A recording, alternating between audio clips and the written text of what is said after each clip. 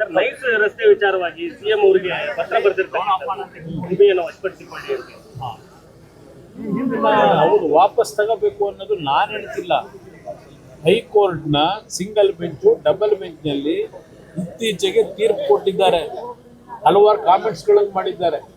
ಆ ನೈಸ್ನ ಯೋಜನೆ ಹೆಸರಿನಲ್ಲಿ BMIC ಯೋಜನೆಯ ಹೆಸರಿನಲ್ಲಿ ಇವತ್ತು ಆಗಿರ್ತಕ್ಕಂಥ ಹಲವಾರು ರೀತಿಯ ಇಲ್ಲಿಗಲ್ ಆಕ್ಟಿವಿಟೀಸು, ಆ ಫ್ರೇಮ್ವರ್ಕ್ ಅಗ್ರಿಮೆಂಟ್ನ ಉಲ್ಲಂಘನೆ ಮಾಡಿ ಏನೇನು ಇವತ್ತು ಲೂಟಿ ಆಗಿದೆ, ರೈತರನ್ನ ಬೀದಿಗೆ ತಂದು ನಿಲ್ಲಿಸಿದ್ದಾರೆ. ಕಳೆದ 20 ವರ್ಷದಿಂದ ರೈತರು ಭೂಮಿನ ವಶಪಡಿಸಿಕೊಂಡು ದುಡ್ಡು ಕೊಟ್ಟಿಲ್ಲ, ರೈತರಿಗೆ ಅವಾರ್ಡ್ ಕೊಟ್ಟಿಲ್ಲ. ಇನ್ನು ಅದರ ಬಗ್ಗೆ ಕೋರ್ಟ್ ಇವತ್ತು ಕೆಲವು ಸರ್ಕಾರಕ್ಕೆ ಗಡುವು ಕೊಟ್ಟಿದ್ದಾರೆ, ಹೇಳಿದ್ದಾರೆ. ಗಡುವುಲ್ಲ, ಇವತ್ತು ಏನು ತೀರ್ಮಾನ ಮಾಡಬೇಕು. ಇಲ್ಲಿ ಈ ಒಂದು BMIC ಯೋಜನೆ ಈ ಕರ್ನಾಟಕ ರಾಜ್ಯದ ಅತ್ಯಂತ ಒಂದು ದೊಡ್ಡ ಮಟ್ಟದ ಹಗರಣ ಅಂತ ಹೇಳಿ ಕೋರ್ಟ್ ಆದೇಶ ಕೊಟ್ಟಿದೆ.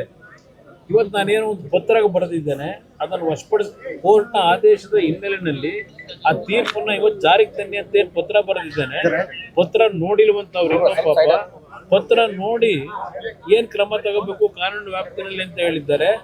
ನಾನು ಪತ್ರ ಬರೆದಿರೋದು ಮುಖ್ಯಮಂತ್ರಿಗಳಿಗೆ ಕಾನೂನಿನ ವ್ಯಾಪ್ತಿಯೊಳಗೆ, ಅಲ್ಲೇನು ಉಲ್ಲಂಘನೆಗಳೇ ಆಗಿದೆ.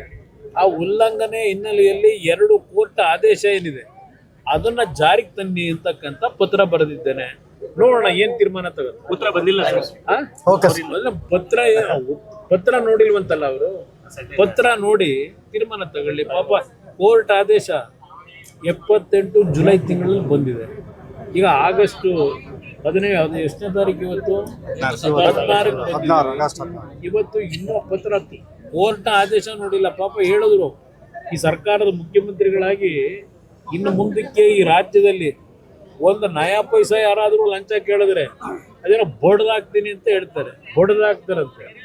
ಇಲ್ಲಿ ಲಕ್ಷಾಂತರ ಕೋಟಿ ವ್ಯವಹಾರ, ಆ BMIC ಯೋಜನೆದು ಲಕ್ಷಾಂತರ ಕೋಟಿ ಹಗರಣ ಕೋರ್ಟ್ ಆದೇಶ ಮಾಡಿದೆ. ಇವ್ರು ಭ್ರಷ್ಟಾಚಾರ ನಿಲ್ಸೋದು ಆಮೇಲೆ, ಇಲ್ಲಿ ಆಗಿದೆಯಲ್ಲ ಕೋರ್ಟ್ ಆದೇಶದ ಹಿನ್ನೆಲೆ, ಅದಕ್ಕೇನು ಆಕ್ಷನ್ ತಗೋತಾರ ನೋಡೋಣ.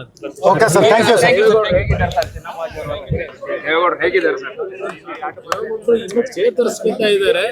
ಬಟ್ ನನ್ನ ಅಭಿಪ್ರಾಯದಲ್ಲಿ ಅವರು ನಾಡಿನ ಜನತೆಯ ಒಂದು ಸಮಸ್ಯೆಗಳಿಗೆ ಧ್ವನಿ ಎತ್ತಲಿಕ್ಕೆ ಇನ್ನೂ ನಮ್ಮ ಜೊತೆಲಿ ಇರ್ತಾರೆ ಅಂತಕ್ಕಂಥ ದೇವರು ಅವರಿಗೆ ಆಯುಷ್ ಕೊಡ್ತಾರೆ ಅಂತಕ್ಕಂಥ ಒಂದು ದೇವ್ರ ಮೇಲೆ ನಂಬಿಕೆ ಇದೆ. ನ್ಯೂಸ್ ಫಸ್ಟ್ ನಿರ್ಭೀತಿಯಿಂದ ನಿಮ್ಮ ಪರವಾಗಿ.